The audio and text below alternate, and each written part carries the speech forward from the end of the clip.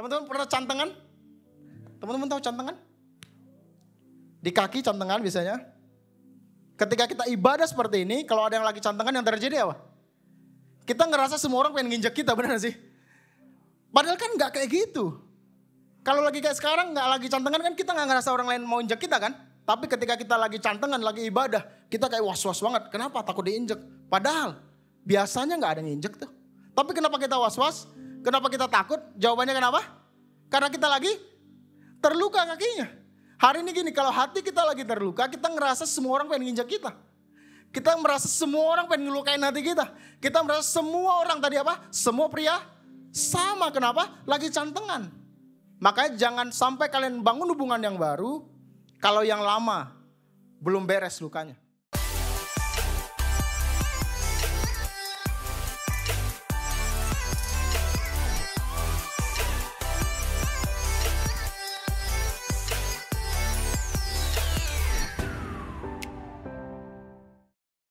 Shalom semua.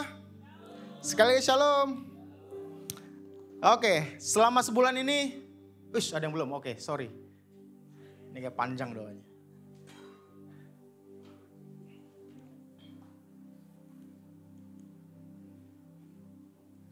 Kayaknya pergumulannya paling banyak ya bro. Oh bukan ya. Bukan. Jadi sepanjang bulan ini kita belajar kebenaran firman Tuhan. Temanya adalah freedom. Jadi kita mau merdeka, amin. Jadi ada 4 penjara yang sudah kita pelajari bersama-sama. Saya mau review sebentar sebelum kita akan belajar soal penjara luka pada hari yang akan saya bahas. Tapi teman-teman saya mau mereview sebentar supaya teman-teman mengingatnya. Dan saya percaya kita nggak cuma belajar, tapi kita melakukannya dalam kehidupan sehingga hidup kita berubah, amin. Minggu pertama kita belajar penjara depresi. Kita belajar dari Pak Gembala kita. Ada begitu banyak orang yang depresi, setuju ya? Nah, disampaikan pada minggu pertama, kenapa orang bisa depresi? Kita belajar dari Elia pada saat itu. Elia kecewa dengan apa yang dilakukan, itu poin pertamanya. Yang kedua, fisik kita menentukan jiwa kita. Oleh sebab itu kita perlu sabat. Jadi istirahat itu perlu, makan enak itu juga perlu, amin. Jadi biar jiwa kita lebih baik kan gitu ya. Yang ketiga, kata Pak Gembala, merasa diri paling hebat dan fokus pada diri sendiri. Jadi kenapa kita bisa depresi? Karena seringkali kita hanya berfokus pada diri sendiri. Kita merasa diri kita yang paling hebat. Kita merasa hanya kita yang mampu melakukannya. Itu sama kayak gini, kita dipenjara dengan kesombongan kita sendiri. Jadi gue berdoa gini, teman-teman yang di tempat ini yang datang pada minggu pertama, kita terlepas dari depresi. Kita gak depresi lagi ya. Yang kedua, minggu kedua kita belajar dari Pastor Kak Pram gitu ya. Tentang penjara keakuan. Kalau teman-teman ingat ada 3 raksasa yang besar yang pada saat itu dibahas. Yang pertama dia bilang adalah raksasa keuangan, raksasa hubungan, raksasa kesehatan. Jadi hubungan, keuangan dan kesehatan. Tapi ada satu raksasa yang paling besar. Karena 3 raksasa tadi kan dari luar. Satu raksasa yang paling besar berasal dari dalam, namanya apa? Raksasa keakuan. Itu dari dalam kita. Nah bagaimana caranya supaya kita bisa lepas dari penjara keakuan? Teman-teman masih ingat ayat yang cakep yang dikasih? Yohanes 3:30 katakan apa? Aku makin kecil, Yesus makin besar. Jadi kita harus dalam kehidupan kitanya makin kecil gitu ya. Yesusnya makin besar. Yang kedua, Galatia 2:20.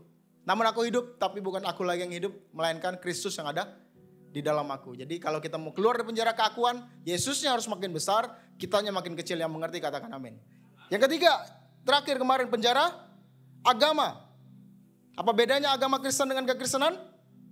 Agama Kristen transaksional, kekristenan relasional. Amin. Jadi kita harus keluar dari penjara agama. Caranya bagaimana? Berjalan bersama dengan Yesus, dengan perkataan Yesus, bekerja bersama dengan Yesus. Itu 3 hal yang dibahas. Nah hari ini kita akan belajar penjara yang terakhir. Dan sekali gue berdoa kita gak cuma belajar, kita melakukannya dalam kehidupan. Sehingga kita benar-benar freedom bersama dengan Yesus. Yang mau katakan amin. Nah penjara luka akan kita bahas pada hari ini. Yang mau belajar sama-sama katakan amin. Oke, saya ganti dulu slide-nya. Oke, saya akan mulai dengan pertanyaan. Siapa yang pernah terluka? Oh gak semua. Pertanyaan kedua. Mungkin ini yang banyak. Siapa yang pernah melukai?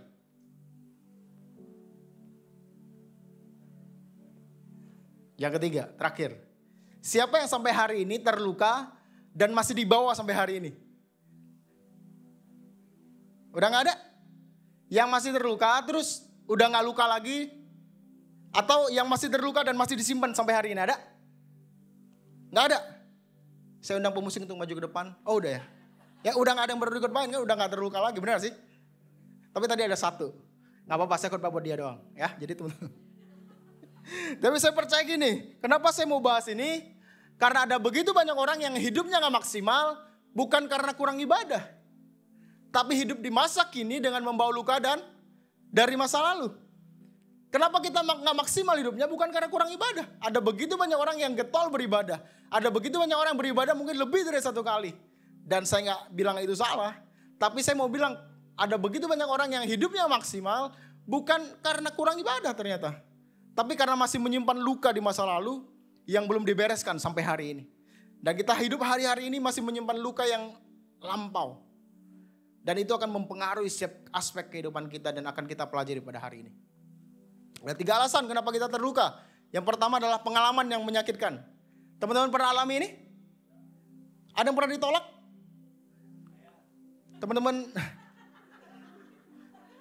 ditolak sama siapa nih? Jangan sampai Grand ngomong nih. Oh jangan. Teman-teman tahu Sakuragi tahu? Hanamichi Sakuragi tahu? Ada yang tahu loh. Ditolak berapa kali? 49 kali. Ada yang 50 kali? Masih aman lah ya. Jadi teman-teman kalau masih ditolak sekali, 2 kali masih aman.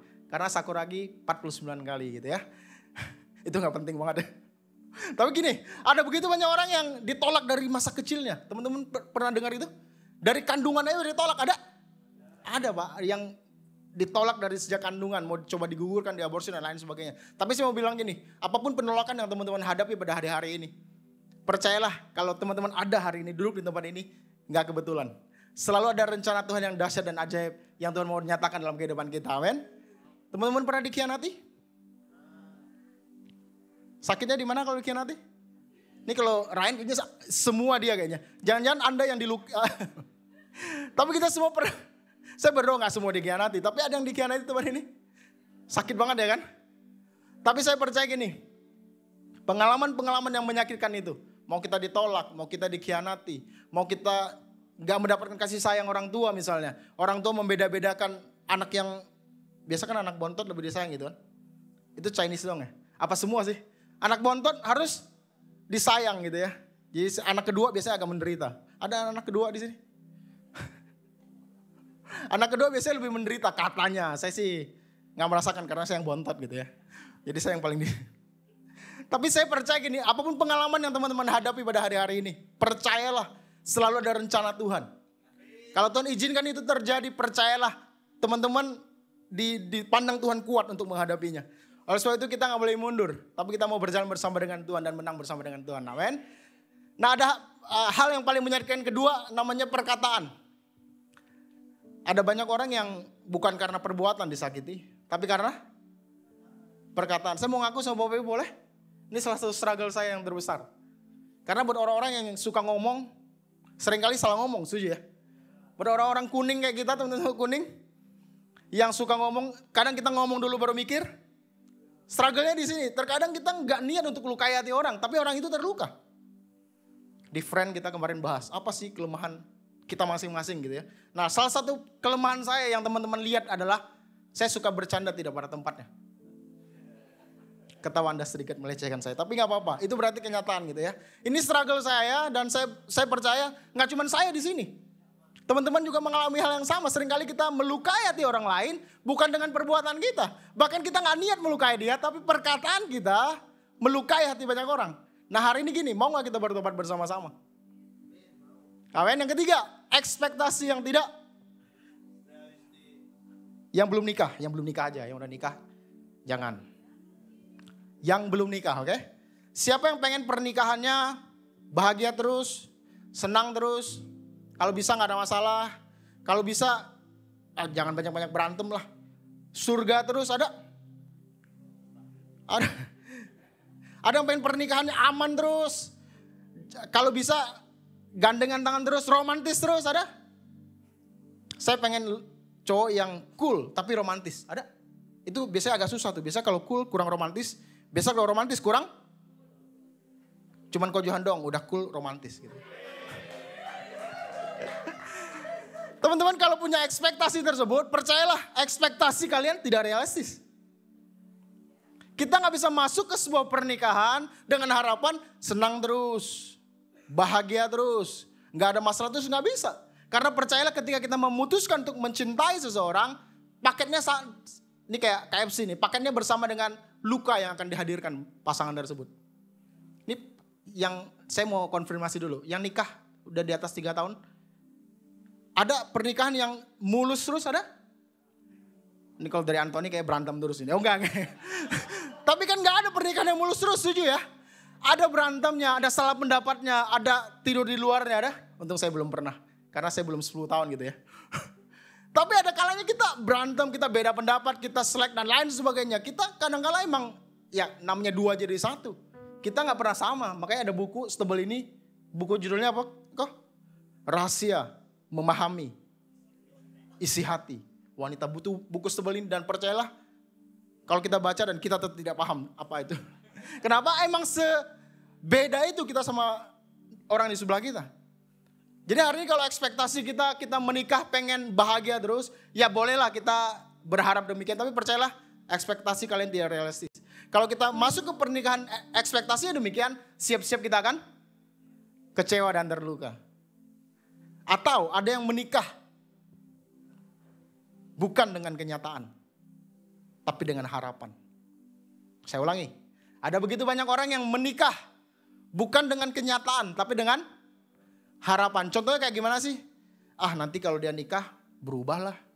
Dia kalau punya anak berubahlah. Sekarang suka dugem nanti punya anak enggak lah. Dia sekarang lagi begini. Nanti kalau kita udah nikah enggak lah. Seringkali kita menikah dengan harapan, bukan menikah dengan kenyataan. Kalau saya sharing sama anak muda yang belum menikah, saya selalu bilang gini. Ketika pacaran, lihat semua kekurangannya. Kenapa? Karena ketika kita menikah, kita hanya bisa melihat kelebihannya. Kekurangannya kita ambil semua, benar sih? Ketika pacaran, lihat kelemahannya. Ketika dia emosi kayak gimana? Ada orang emosi ngacak-ngacak sampah, benar sih? Di sini nggak ada. Ada orang emosi, pulangkan saja aku di rumah orang tuaku. Kan kayak gitu biasanya. Ada banyak orang kalau kelola keuangan nggak benar. Ada yang misalnya terlilit utang dan lain sebagainya. Itu mesti dilihat pada saat kapan? Pada saat pacaran. Karena ketika sudah menikah, utang dia jadi utang kita. Emosi dia yang meledak-ledak menjadi bagian dari kehidupan kita. Kita gak bisa memaksa seseorang untuk berubah ketika dia sudah menikah. Kita mungkin bisa menginspirasi dia supaya dia berubah. Tapi kita gak bisa menuntut. Kenapa? Masih pacaran, lihat dulu kelemahannya apa. Ketika mau terima, percayalah. Itu semua akan diambil dalam pernikahan kalian. Akan jadi satu paket dalam pernikahan kalian. Jadi jangan sampai ketika kita menikah, terus lihat, kayaknya dulu beda deh. Kayaknya dulu dia gak gini deh. Matanya kurang lebar. Karena kan ada pepatah bilang ketika jatuh cinta, tai kucing rasa coklat. Oke? Jadi saya berdoa kita menikah bukan dengan harapan, tapi kita menikah dengan kenyataan. Oke, saya mau bahas next. Pakai waktu sekarang 27 menit. Oh enggak ada. Next. Apa yang terjadi ketika orang terluka? Jadi ketika orang terluka yang pertama dilakukan adalah dia bangun tembok dalam kehidupannya. Dia suka menyendiri dan lain sebagainya. Dia bangun tembok supaya apa? Supaya gak disakitin lagi. Ketika kita terluka, ketika kita merasa disakiti, seringkali kita bangun tembok dalam kehidupan dengan harapan apa? Supaya orang lain tidak melukai kita lagi. Orang tersebut gak melukai hati kita lagi. Kita bangun tembok, kita gak mau terbuka lagi sama orang lain. Teman-teman pernah dengar orang bilang semua cowok itu sama. Pertanyaannya kenapa lu cobain semua kan gitu ya. Tapi kenapa itu statement itu keluar karena apa? Ada gak orang bahagia yang keluarin statement itu? Pacarannya lagi bagus kan gak ada. Kenapa dia keluarin statement itu? Karena dia lagi terluka. Dia bilang semua pria sama-sama nyakitin hati orang doang kan gitu kira-kira. Bener gak sih? Makanya dia bangun tembok. Teman-teman familiar dengan orang ini? Ketika ada kali hitam yang dilakukan apa? Ditutup pakai kain hitam. Jadi kali hitam ditutup dengan jaring atau kain hitam. Luar biasa keren kan? Harusnya kan kalau ada kali hitam, hitam, sungai kotor dan lain sebagainya dilakukan apa? Dibersihin dong, benar gak sih? Bukan ditutup. Kayak kita tinggal di kos misalnya, kok kamar bau ya? Ternyata sepatunya bau. Dikasih parfum sepatunya. Harusnya diapain? Dicuci, dibuang benar kalau kaya. Tapi dibersihin dong, benar gak sih? Nah hari gini kalau kita lagi terluka, jangan bangun tembok. Kalau kita lagi terluka, jangan ditutup pakai kain hitam, jangan. Kita justru harus membuka diri kita dengan orang tepat. Nanti kita akan belajar bagaimana cara kita sembuh. Tapi kita harus membangun diri kita, membuka diri kita dengan orang yang tepat sehingga kita bisa sembuhkan. Karena orang yang terluka cenderung melukai hati orang lain. Orang yang terluka cenderung melukai karena apa yang ada di dalam hati kita akan terekspresi lewat tindakan kita. Jadi ada begitu banyak orang yang tindakannya salah. Bangun tembok, enggak gini deh. Teman-teman sadar gak? Semakin kita dewasa, circle pertemanan kita makin kecil, setuju? Kalau dulu kan kayak teman kita banyak banget. Tapi semakin kita dewasa, semakin sering kita disakiti gitu ya. Semakin sering kita ditolak. Circle pertemanan kita makin kecil. Kenapa itu bisa terjadi? Sebenarnya kita tanpa sengaja, kita lagi bangun tembok dalam kehidupan kita. Saya gak bilang ini benar atau enggak. Tapi saya mau bilang gini, ketika kita seringkali dilukai sama orang lain, circle pertemanan kita makin kecil. Kita gak mau dilukai sama orang lain lagi. Saya mau berteman sama orang yang tahu-tahu aja, benar? Mungkin teman kita banyak, tapi pergaulan kita sempit. Teman kita mungkin cuma 3. Ketemu sama dia lagi. Nonton sama dia, makan sama dia, benar gak sih? Kenapa? Karena orang baru masuk, kita merasa gak aman. Karena seringkali yang gak aman itu apa? Hati kita yang masih terluka. Jadi hari ini, coba lihat kiri kanannya. Apakah orang-orang masih terluka? Aman lah ya, tadi kan gak ada yang angkat tangan, cuma 1 doang gitu ya. Ini cuma intermezzo aja. Teman-teman pernah cantengan? Teman-teman tahu cantengan? Di kaki cantengan biasanya. Ketika kita ibadah seperti ini, kalau ada yang lagi cantengan yang terjadi apa? Kita ngerasa semua orang pengen nginjek kita, benar sih? Padahal kan gak kayak gitu. Kalau lagi kayak sekarang gak lagi cantengan kan kita gak ngerasa orang lain mau injek kita kan. Tapi ketika kita lagi cantengan, lagi ibadah, kita kayak was-was banget. Kenapa? Takut diinjek. Padahal biasanya gak ada yang injek tuh. Tapi kenapa kita was-was? Kenapa kita takut? Jawabannya kenapa? Karena kita lagi terluka kakinya. Hari ini gini, kalau hati kita lagi terluka, kita ngerasa semua orang pengen nginjek kita. Kita merasa semua orang pengen ngelukain hati kita. Kita merasa semua orang tadi apa? Semua pria sama. Kenapa? Lagi cantengan. Makanya jangan sampai kalian bangun hubungan yang baru kalau yang lama belum beres lukanya. Ulangi. Jangan sampai kita bangun hubungan yang baru dengan orang yang baru sebelum luka yang lama dibereskan. Bilang tengok kiri kanannya, bereskan dulu. Supaya kita gak merasa semua orang pengen melukai kita dan kita gak bangun tembok gitu ya. Atau kenapa teman-teman tahu kita harus melayani, setuju? Kita dipanggil untuk melayani, saya juga salah satu orang yang paling sering, ayo kita melayani dan sebagainya. Kenapa kita gak melayani? Salah satu alasan kenapa kita gak mau melayani adalah selain karena repot. Karena ketika kita masuk di dalam pelayanan, lebih dekat dengan orang-orang, lebih dekat dengan volunteer yang di depan-depan sini, kita punya kesempatan untuk dilukai. Dan kita memutuskan untuk, ya udahlah jadi jemaat aja. Datang, pulang, dapetin firman Tuhan. Datang pulang gitu aja terus. Kita gak mau terlibat pelayanan, kenapa? Kita takut dilukai. Atau kita takut melukai gitu ya. Jadi itu 2 hal yang mirip-mirip. Jadi saya berdoa gini, kita tahu kita dipanggil untuk melayani. Melayani bukan tugas gembala doang, bukan tugas para volunteer doang. Kita semua harus melayani, kenapa? Kita mengerti, kita mendapatkan kasih karunia-Nya Tuhan. Untuk kita bisa melayani sesama kita. Kalau hari ini sampai kita belum melayani, alasannya karena masih luka, sekali lagi bereskan, amin. Kita mau sama-sama menjadi murid Yesus yang mau melayani. Oke, next. Ini ciri-cirinya orang mengalami luka batin. Yang pertama, mudah tersinggung, rendah diri, rendah hati bagus, tapi rendah diri gak bagus. Sekarang gak pede dan lain sebagainya. Perkataannya sering tajam, pernah ketemu orang begitu? Nusuk banget gitu kan. Kenapa? Dalamnya sakit. Gitu ya. Suka bersungut-sungut, fokus dengan kesalahan orang lain. SMS, tahu SMS? Susah melihat orang senang, senang melihat orang susah. Fokus dengan kesalahan orang lain. Orang ini punya banyak kelebihan yang dilihat, cuman kesalahan dan kekurangannya kenapa? Hatinya luka. Emosi yang tidak terkontrol, ini yang paling banyak nih. Ada begitu banyak orang emosinya meledak-ledak. Karena percaya lagi nih, tadi orang yang melukai orang terluka cenderung melukai. Ketika di dalamnya masih ada luka, emosinya sulit dikontrol. Ada begitu banyak orang tua. Ada beberapa orang tua di sini, tapi kebanyakan masih anak muda. Tapi orang tua dengar. Seringkali kita didik anak kita bukan dengan tegas. Kita didik anak kita dengan kasar. Kenapa itu bisa terjadi? Jangan-jangan ada luka yang belum kita bereskan. Mungkin kita mendapatkan perlakuan yang keras dari orang tua kita dulu. Kita lanjutkan kepada anak kita. Saya berdoa gini, harusnya itu putus di tangan kita. Kita gak boleh lanjutkan untuk kasar dengan anak kita.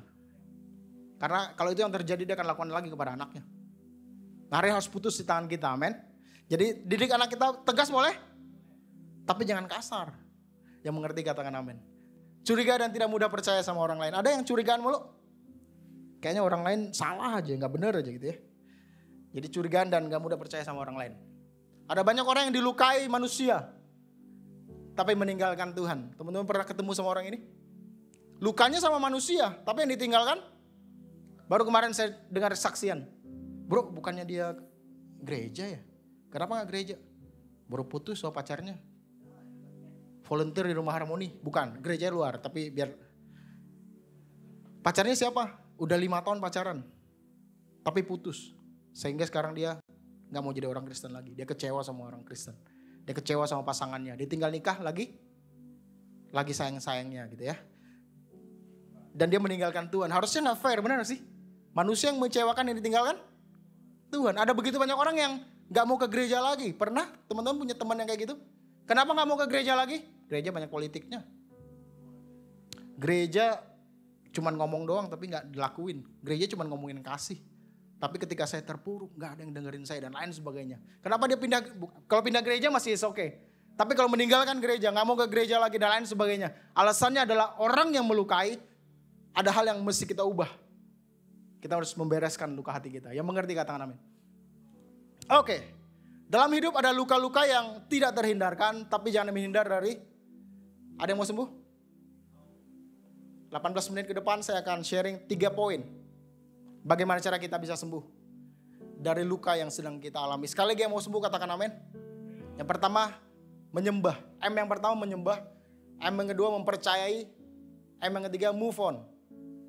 Kita mau bahas satu-satu, oke? Menyembah. Kenapa kita harus menyembah? Apa hubungannya menyembah dengan kesembuhan luka yang sedang kita alami? Percaya lagi nih, ketika kita menyembah Tuhan, kita sedang mengalihkan fokus kita dari luka yang besar menjadi Tuhan yang besar. Ketika saya dilukai, teman-teman gak percaya kalau saya pernah dilukai. Ketika saya dilukai, sebelum saya mendapatkan luka ini, tiba-tiba saya muncul satu lagu, mungkin yang satu friend sama gue ngerti ini. Ada satu lagu muncul, mungkin 1,5 tahun yang lalu, judulnya adalah True Idol. Ada satu kesempatan saya nyanyi lagu itu terus. Saya dapatkan lagu itu, saya gak tahu kenapa saya nyanyikan lagu itu terus-menerus. Sebelum Tree of Life muncul gitu ya. Saya nyanyikan lagu itu dan ternyata 1-2 minggu kemudian saya mengalami luka. Dan lagu itu yang terus-terusan saya nyanyikan. Tentu saya sambil menangis gitu ya. Saya nyanyi, teman-teman tahu lagunya? I sing to you a hymn of love for your faithfulness to me. Kita mengerti Tuhan ada bersama dengan kita di semua aspek kehidupan kita. Walaupun teman-teman dari dilukai. Ambil gitarmu kalau bisa main gitar. Setel YouTube-mu kalau gak bisa. Nyanyikan pujian bersama dengan Yesus. Percaya lagi nih, ketika kita naikkan pujian, kita lagi ganti fokus kita. Dari luka yang disebabkan oleh siapapun itu, menjadi Yesus. Kita mau ganti fokus kita. Saya ngerti gini, penyembahan bukan hanya berbicara soal lagu dan musik. Tentu saya ngerti ini. Tapi kalau ketika saya berbicara soal luka, saya spesifik ngomong soal pujian kepada Tuhan. Sekali lagi yang gak bisa main gitar, mungkin teman-teman butuh HP. Mungkin gak bisa diucapkan dengan kata-kata, mungkin dengan air mata. Tapi percayalah Tuhan ada di sana. Tuhan mau kita shift dari luka kepada Dia yang besar. Mungkin orang lain bisa melukai kita. Mungkin orang terdekat kita bisa melukai kita. Mungkin siapapun bisa melukai kita. Keadaan mungkin bisa melukai kita. Tapi percayalah ketika kita berjalan bersama dengan Yesus, selalu ada kekuatan yang baru yang Tuhan berikan dalam kehidupan kita. Kita dibuat menyadari siapa kita di hadapan Tuhan. Ketika kita sadar siapa kita di hadapan Tuhan, percayalah kita kuat. Teman-teman tahu Mazmur katakan, sebab Engkau yang membentuk buah pinggangku, menenun aku dalam kandungan ibuku, aku bersyukur kepadamu oleh karena kejadianku dahsyat dan ajaib. Ajaib apa yang Engkau buat dan jiwaku benar-benar menyadarinya. Saya berdoa gini, kita semua menyadarinya. Kalau kita dibuat Tuhan, dibentuk Tuhan dengan luar biasa, kejadian kita dahsyat dan ajaib. Kalau hari kita dilukai sama siapapun itu orangnya, percaya lagi Tuhan ada di sana.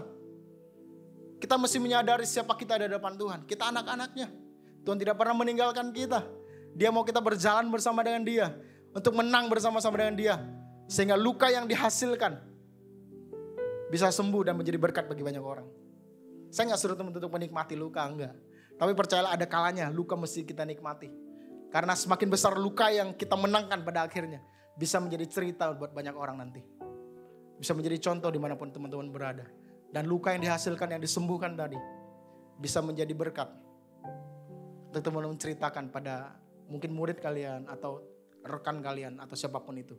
Dan itu bisa menjadi berkat. Jadi hari ini gue berdoa gini, ketika kita terluka, naikkan penyembahanmu di hadapan Tuhan. Worship bersama dengan Yesus, dengan gitarmu di kamar. Gak perlu ada orang lain, mungkin dengan istrimu berdua. Naikkan ucapan syukurmu. Karena saya percaya dalam ucapan syukur ada kuasa di dalamnya. Oke, amin. Next. Yang kedua, setelah kita menyembah Tuhan, percayalah gini, kita kan gak nyanyi terus kan, benar gak sih? Kita akan melek terus, kita akan merasa sakit lagi. Kita melek terus, kita merasa gak bisa nih gue ampunin nih. Kayaknya gak bisa nih gue ampunin dia. Apa yang dia lakukan terlalu berat, terlalu besar, menyakiti hati saya terlalu dalam. Dan lain sebagainya, kita gak bisa maafkan dia. Tapi satu hal yang saya mau teman-teman lakukan pada hari ini. Mau gak kita mempercayai Yesus? Saya gak minta teman-teman mempercayai orang melukai kita. Tapi saya mau minta teman-teman untuk mempercayai Yesus. Karena pada saat Daud terjepit, rakyat pengen melempari dia dengan batu. Seluruh rakyat itu telah pedih hatinya masing-masing karena anaknya laki-laki dan perempuan. Tetapi Daud menguatkan kepercayaannya kepada Tuhan Allahnya. Harusnya Daud komplain. Kenapa? Kan yang diambil istri anaknya bukan cuma kalian, tapi istri dan anak dia juga. Harusnya teman-teman, jadi teman-teman kalau teman-teman tahu cerita ini, 400 pasukannya adalah pasukan yang tidak baik-baik aja. Teman-teman kan pernah sering dengar ya, kalau mau lihat teman yang baik, lihat ketika kalian lagi susah, benar gak sih? Ketika kita lagi susah, itu kalau teman itu masih datang kepada kita, percayalah itu adalah sahabat atau saudara kita. Nah 400 pasukannya Daud didapati kalau teman-teman nanti baca di pasal 22 adalah orang-orang bermasalah semua. Nanti pulang baca ayat 22, oke? Orang seperti apa yang menjadi prajuritnya Daud pada saat itu. Tapi harusnya prajurit-prajuritnya Daud bukan cuma prajurit. Tapi harusnya mereka saudara, kenapa? Susah bersama, punya masalah bersama, menang bersama, harusnya kuat gitu kan.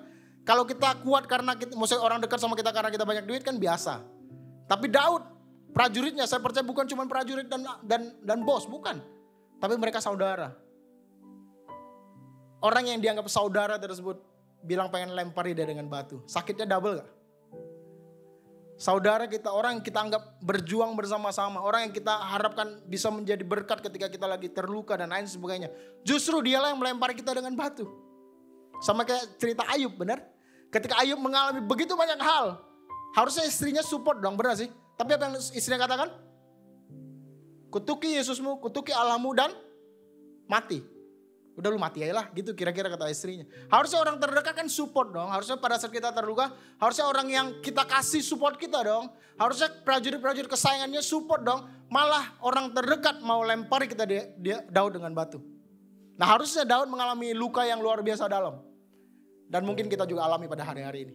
Tapi apa yang Daud lakukan? Seringkali kita melupakan Tuhan ketika kita terluka.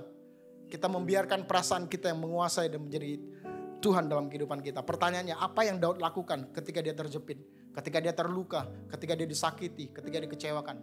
Ini yang Daud lakukan. Kemudian bertanyalah Daud kepada Tuhan. Katanya, haruskah aku mengejar gerombolan itu? Aku akan dapatkah mereka kususul? Dan ia berfirman kepadanya, kejarlah, sebab sesungguhnya engkau akan dapat menyusul mereka dan melepaskan para. Kalau teman-teman baca sampai habis, pada saat itu Daud pada akhirnya menang. Bukan dengan 600 pasukan, tapi dengan 400 pasukan. 200 pasukannya nggak ikut berperang. Tapi kenyataannya adalah gini, yang Daud lakukan pada saat itu ketika dia kecewa, ada dia bertanya kepada Tuhan. Pertanyaannya, ketika kita terluka, siapa yang jadi Tuhan dalam kehidupan kita? Perasaan kita? Atau tetap Yesus yang jadi Raja dalam kehidupan kita? Ketika kita disakiti, dikecewakan, mau dilempari batu dengan orang lain. Kita disakiti oleh perkataan-perkataan, mungkin perbuatan-perbuatan orang lain. Masih bisakah kita bertanya sama Tuhan? Masih bisakah kita mengkomunikasikannya sama Tuhan? Masih bisakah kita dekat sama Tuhan? Datang kepada Tuhan dan bertanya sama Tuhan.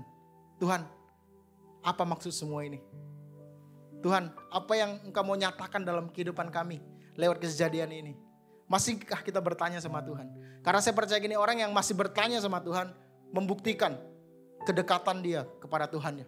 Adanya pengenalan akan Tuhan di sana. Karena kalau orang yang tidak kenal, tidak intim dengan Tuhannya, ketika masalah datang dalam kehidupannya, yang jadi Tuhan adalah perasaannya. Sekali lagi, masih bertanyakah teman-teman kepada Tuhan ketika kita dilukai dan dikecewakan? Masih bisakah bilang, Tuhan, saya percaya apapun yang Kau izinkan terjadi mendatangkan kebaikan dalam kehidupan kami. Mungkin dengan sekali lagi, mungkin dengan berlinang air mata. Tapi saya percaya ketika kita bertanya sama Tuhan, akan ada kekuatan yang daripada Tuhan. Tuhan akan kasih caranya, bagaimana caranya kita bisa menang atas luka yang kita hadapi. Tentu saja dengan proses. Tapi saya percaya ketika prosesnya bersama dengan Tuhan, kita pasti menang.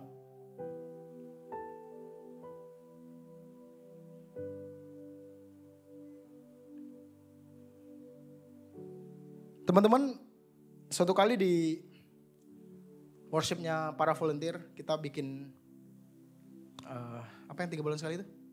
Doa bersama para volunteer. Pertama kali kemarin diadakan di bawah. Kameke gitu ya, nyanyikan lagu Esokan Ku Jelang. Saya pernah keluar di YouTube saya lagu itu. Cuman saya pikir ini lagunya Dimasif gitu ya. Saya pikir ini lagunya Niji. Itu judulnya apa? Esokan Bahagia gitu ya, beda. Tapi pada saat saya, kok jadi garing ya? Ketika saya dengarkan kami akan nyanyikan Esokan Ku Jelang di bawah pada saat tim para volunteer menyembah bersama-sama. Saya belum banyak tahu tentang lagu ini. Nah di ref dikatakan, saat ku pikirkan kebaikanmu, tak pernah ku kekurangan. Ketika saya dengar lagu itu, hati saya berontak. Karena kenapa? Ada begitu banyak teman-teman saya, atau saya juga pernah mengalaminya, tanggal 20, 25 udah kurang ini. Saya tanggal 25 listrik udah bunyi misalnya. Yang saya pikirkan pada saat pujian itu dinaikin adalah apa yang mereka pikirkan ketika nyanyikan lagu ini. Bagaimana caranya kita bisa bilang tak pernah ku kekurangan ketika kita lagi kurang. Bagaimana cara kita bisa nyanyikan lagu angkat tangan tinggi-tinggi di hadapan Tuhan, tak pernah kekurangan. Ternyata kita lagi kekurangan banyak hal. Kita merasa ini gak bisa, besok makan apa juga bingung, kita udah mentok dan lain sebagainya. Bagaimana caranya orang tersebut menyanyikan pujian ini? Saya merasa ini gak fair. Walaupun tentu saya tahu ini bukan hanya berbicara soal uang. Tapi ketika kita berbicara soal kekurangan, yang pertama terlintas apa? Uang dan ekonomi. Bagaimana caranya dia menyanyikan lagu itu? Seminggu berlalu, 2 minggu berlalu. Ketika saya nyanyikan lagu ini lagi, Tuhan lembut ngomongnya. Mungkin kita bisa kekurangan uang, tapi percayalah, teman-teman gak pernah kekurangan sayangnya Tuhan. Mungkin tanggal 25 token listrik udah bunyi, tapi percayalah kita gak pernah kekurangan sayangnya, cintanya Yesus kepada kita.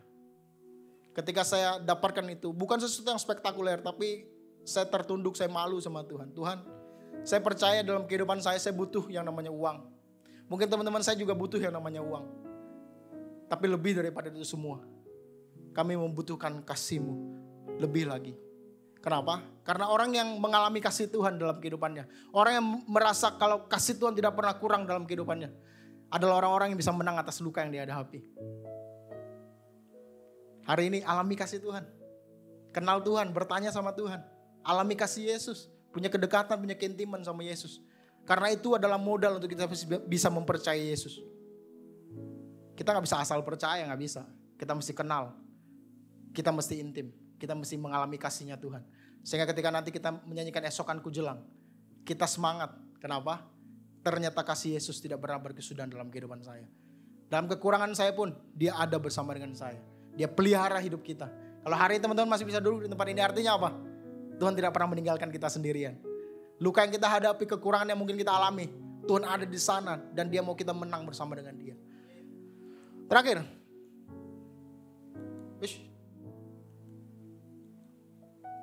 Terakhir, move on.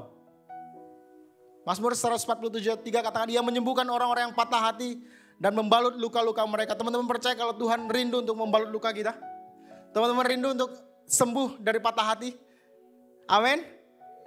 Teman-teman mesti move on. Teman-teman mesti melepaskan. Nah pertanyaannya, kenapa kita susah move on? Ada yang udah 5 tahun putus sama mantannya, di sini gak ada. Gak bisa mulai hubungan yang baru. Selain masih kepikiran mantan, tapi karena bangun tembok seperti tadi. Nah 3 hal inilah yang paling banyak terjadi kenapa kita gak bisa move on. Yang pertama, kita gak mau terima kenyataan. Kita gak bisa terima kenyataan kalau kita sudah dilukai. Kita gak mau terima kenyataan kalau orang lain bisa melukai hati kita. Kita gak mau terima kenyataan kalau hari ini kita sedang terluka. Nah hari ini gini loh. Yuk kita jujur di hadapan Tuhan. Yuk kita belajar tadi, bertanya sama Tuhan. Naikkan worshipmu, naikkan penyembahanmu. Katakan sama Tuhan, Tuhan saya memang lagi terluka. Tuhan saya memang lagi tidak baik-baik aja. Tapi saya percaya Tuhan akan mengangkat saya tinggi bersama-sama. Terima kenyataan kalau kita sedang dilukai. Yang kedua, ingin melihat orang yang menyakitinya mendapatkan balas. Enak aja diampuni beginian. Udah nyakitin saya terlalu dalam, gak ada ampun-ampunan. Gak ada maaf-maafan. Kan biasa kayak gitu ya. Kalau saya terima, kan biasa orang punya prinsip, saya baik, kamu baik. Kalau saya menerima hal yang jahat atau buruk, kamu harus menerima. Kalau bisa berapa? 2 kali lipat. Kita pengen orang yang melukai hati kita, terluka lebih dalam daripada kita. Benar gak sih? Dari muka-mukanya sih kayak iya semua gitu. Oh, apa yang di depan doang. Tapi kan kadang-kadang gitu kan, ketika kita mendapatkan luka, kita disakiti, kita dikecewakan, kita gak bisa legowo, benar gak sih? Kita pengen apa? Dia juga merasakan hal yang sama. Kalau bisa lebih parah. Jadi ketika orang yang melukai hati kita terus bisa makan cendol sedangkan kita makan hati, kita kesel, benar gak sih? Ketika orang yang melukai hati kita hidupnya aman, loh kok dia lebih enak ya? Oh loh kok dia gak merasakan luka apa-apa ya? Sedangkan saya masih di sini aja, masih di pojokan aja. Kita merasa hidup kita gak baik-baik aja. Kita merasa kok dia enak banget ya, udah bisa gini, udah bisa gitu. Kita gak legowo.